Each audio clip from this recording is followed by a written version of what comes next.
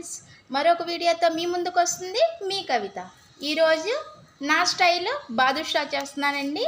దానికి కావాల్సినవి ముందుగా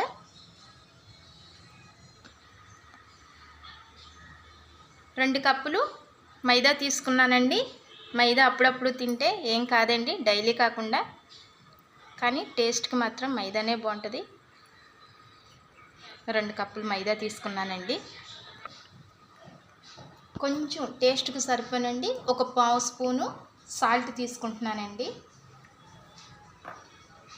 కొంచెం ఇంకా పావు స్పూను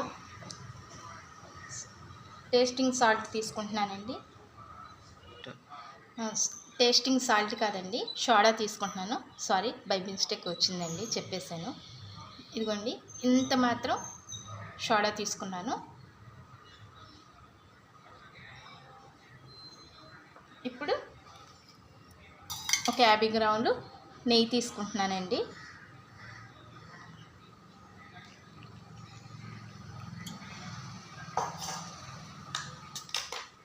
తర్వాత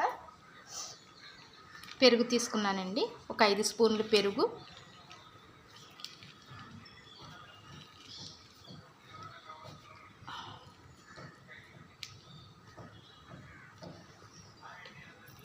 ముందుగా ఇదంతా చక్కగా అన్నీ కలిసేలాగా కలుపుతున్నానండి.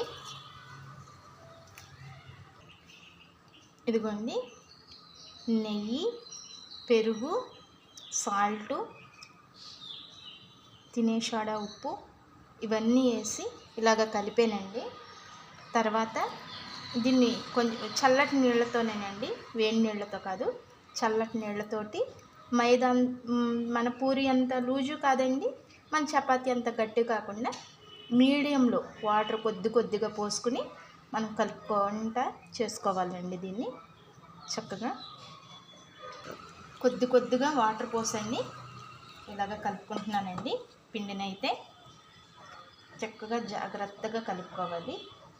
మనం పిండి కలుపుకునే దాన్ని బట్టి అయితే పిండిని ఇదిగోండి ఇలా కలిపానండి. కలిపిన దాన్ని ఇదిగో మన చేతికి కూడా అంటకూడదు, ఇంత చక్కగా స్మూత్గా ఇలాగ చక్కగా కలుపుకుని ఒక పావు గంట పక్కన పెట్టుకోవాలండి. ఇప్పుడైతే స్వీటు తయారు చేస్తున్నా. స్వీట్కి కావాల్సింది పాకం పడుతున్నానండి. దీనిలో పంచదార తీసుకున్నాను. ఇదే కొలతతో 1 కప్పు మళ్ళీ బెల్లం కూడా తీసుకున్నానండి. ఇదిగోండి, మొత్తం పంచదార కాకుండా 1 కప్పు బెల్లము, 1 కప్పు పంచదార దీంతో తీసుకున్నానండి. ఇప్పుడు పాకం పడుతున్నాను.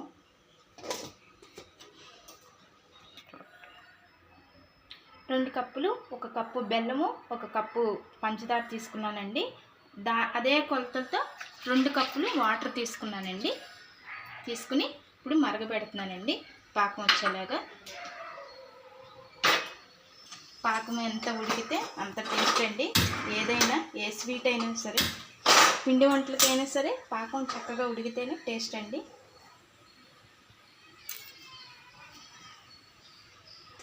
ఒక 10 యాలకులు తీసుకున్నానండి. కచ్చా పిచ్చాగా దంచుతానండి, మరీ మెత్తగా కాకుండా దంచి దీనిలోనే వేసేస్తాను. ఈ పాకంలోనే పాకం అయితే ఇలా ఉడకపెడుతున్నానండి. ఇలాగా మరీ తీగ పాకం రాకూడదు, అలానే మరీ లేత పాకం కాదు, మీడియంలో మీకు చూపిస్తానండి అది ఎలా రావాలో. ఎవరైనా ఇంట్లో ఈజీగా చేసేసుకోవచ్చండి, పిల్లలు వచ్చే టయానికి, స్కూల్ నుంచి వచ్చే టయానికి. ఇంత సైజులో వండి తీసుకోవాలండి. తీసుకుని ఇలా మన 2 చేతుల్లో ఇలాగ దీన్ని ఇలా తీసుకుని ఇలా అనుకోవాలండి. ఇలా అనుకుంటే దాని షేప్ వస్తుంది. అవి వచ్చిన దాన్ని ఇలా తీసుకుని మధ్యలో జస్ట్ అలా, అంతే అండి.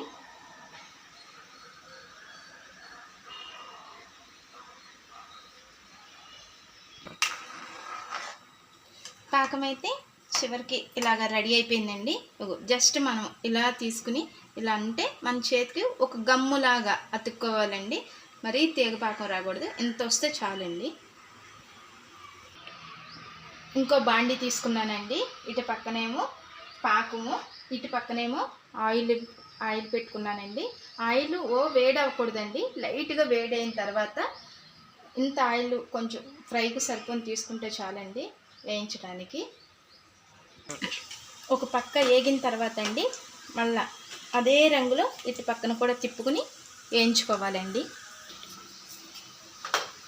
ఇలా వేయించుకోవాలండి. వేయించుకున్న దాన్ని ఈ కలర్ వచ్చే వరకు వేయించుకుని తీసి ఇలాగా పాకం ఆపేసానండి గ్యాస్. మనం మంచినీళ్ళు వేడి నీళ్ళు తాగేంత వేడి ఉంటే చాలండి, ఎక్కువ వేడి ఉండకూడదు. ఇప్పుడు దీన్ని ఇలాగ పాకం వేస్తున్నానండి.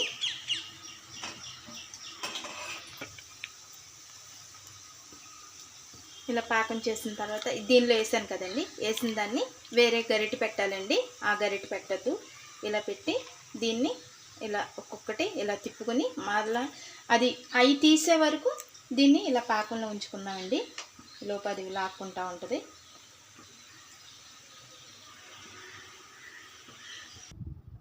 చివరిగా అయితే బాదుషాలు ఇలా వచ్చినాయండి.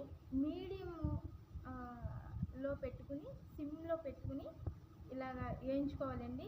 హైలో అయితే లోపల లేగదు, అప్పుడు ఫెయిల్ అవుతుంది. ఇలాగా చిన్నగా పెట్టుకుని వేయించుకోవాలి. ఇప్పుడైతే ఒక టేస్ట్ చేద్దామండి. టేస్ట్ చేసి ఎలా ఉందో చెప్తాను మీకు. చివరిగా అయితే ఇదిగోండి ఇలా వచ్చింది బాదుషా. టేస్ట్ చేస్తున్నాను.